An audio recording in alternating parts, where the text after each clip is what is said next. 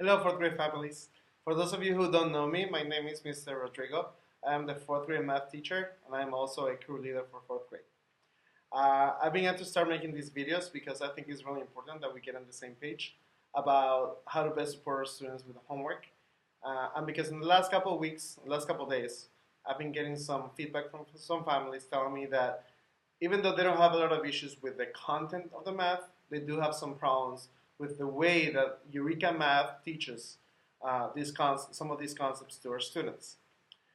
So hopefully these videos will help you support your student better at home when they have to solve the homework. During the last couple of weeks, students have been working on the routines and norms and systems for the fourth grade. But we have also started working in some of the math. Our work has revolved mostly around place value, which is basically the idea that numbers are organized in groups of tens. They go from ones to tens, to hundreds, to thousands, to 10,000s, to 100,000s, and to millions, and etc. We have used this awareness to basically write numbers, to name numbers, and on Tuesday, which is the first page of the homework for this week, we used it to compare numbers. So let's look at how this works, for example. If we have a number such as 34,322 compared to 34,518, we're going to look at the place values, the greatest place value first. We see that the 10,000s is the same with the thousands. But when we look at the hundreds, we see that 300 is lesser than 500. Therefore, our correct answer would be that 34,518 is greater than 34,322. Now, this seems pretty straightforward for us, but it's really important that our students are able to systematically analyze these numbers from a place value standpoint, because there will be other situations in which it's not going to be very obvious.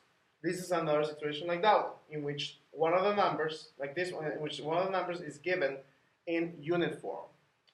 What I've recommended students is that they turn this number, which is given in unit form, into a standard form, so they can better compare it to the other number. So, 4,900, 4,900s, 3 ones would be 4,000s, that's where I put the comma, 900s, 3 ones.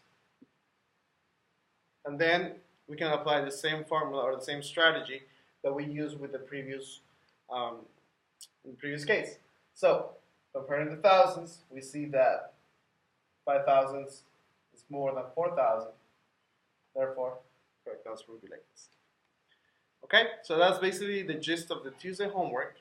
In general, you will get many different versions of this exercise, and then you'll also see some word problems that ask students to use this strategy or to apply this strategy to a real world situation.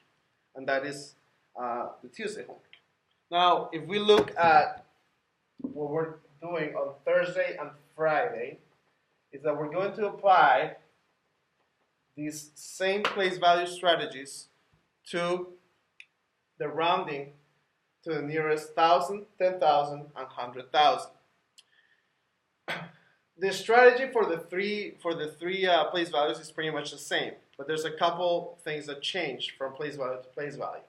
Let's say that we need to round a number such as 64,621 to the nearest 1,000. What we're going to do is build a vertical number line. Okay? And we're going to have to decide what our limits, lower limit and our upper limit is. Now, since we have to round to the nearest 1,000, we're going to look at the thousands place. Okay? And we're going to decide that 1,000 followed by zeros will be our lower limit. So 64,000 is our lower limit. Our upper limit will be 1,000 more than this. So it will be 65,000. And then we're going to decide what our midpoint is. For that, we're going to look at the next place value, which is the hundreds. Write down 54,500. Once we have done this, we are now ready to place our number into our number line. We know that 64,621 is more than 64,500. So we're going to place it right there. 64,621.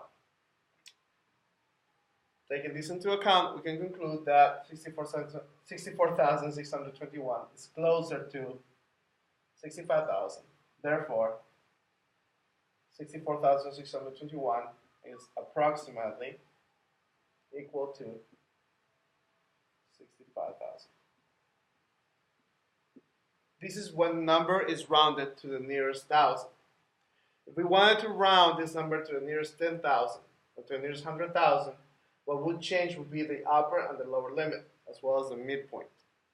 So in the case of 64,621, in the limit of for the 10,000 would be 60,000, okay, other 10,000, 60,000, and 70,000.